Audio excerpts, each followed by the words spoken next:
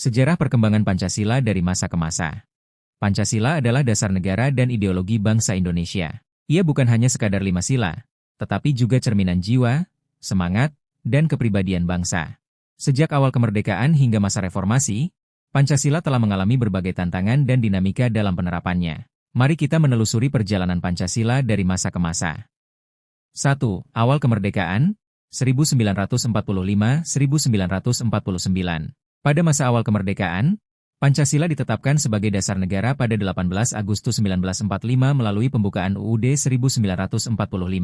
Namun, penerapan Pancasila menghadapi berbagai tantangan. Perang mempertahankan kemerdekaan melawan Belanda, serta berbagai pemberontakan di daerah, membuat fokus bangsa lebih tertuju pada perjuangan fisik dibanding pembangunan ideologi. 2. Masa Republik Indonesia Serikat, RIS, 1949-1950.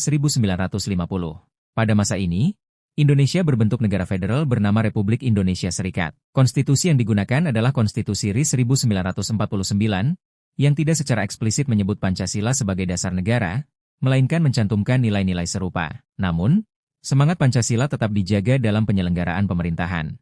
3. Masa Demokrasi Terpimpin, 1959-1965. Presiden Soekarno menetapkan Dekret Presiden 5 Juli 1959 yang memberlakukan kembali UUD 1945 dan menegaskan Pancasila sebagai dasar negara. Namun, dalam praktiknya, tafsir Pancasila sering dihubungkan dengan ideologi nasakom, nasionalisme, agama, dan komunisme. Hal ini menimbulkan ketegangan politik dan ideologis di masyarakat. 4. Masa Orde Baru, 1966-1998. Setelah peristiwa G30S PKI, pemerintahan Orde Baru di bawah Presiden Soeharto menjadikan Pancasila sebagai alat pemersatu bangsa dan dasar pembangunan nasional. Pendidikan moral Pancasila, P4, diwajibkan di sekolah-sekolah dan lembaga negara. Namun, pada akhirnya, penerapan Pancasila sering digunakan untuk mempertahankan kekuasaan, bukan sepenuhnya untuk keadilan dan kemakmuran rakyat.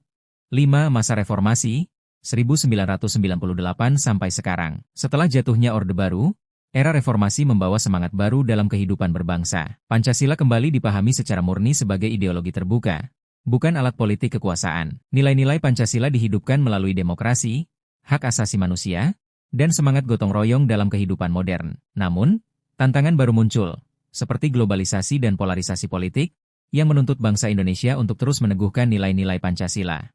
Penutup, dari masa ke masa, Pancasila telah menjadi kompas moral dan ideologis bangsa Indonesia. Ia bukan hanya warisan sejarah, tetapi juga panduan hidup bersama dalam keberagaman. Tugas kita hari ini adalah menjaga, mengamalkan, dan mewariskan semangat Pancasila kepada generasi penerus bangsa. Dan terima kasih sudah menonton video ini. Assalamualaikum warahmatullahi wabarakatuh.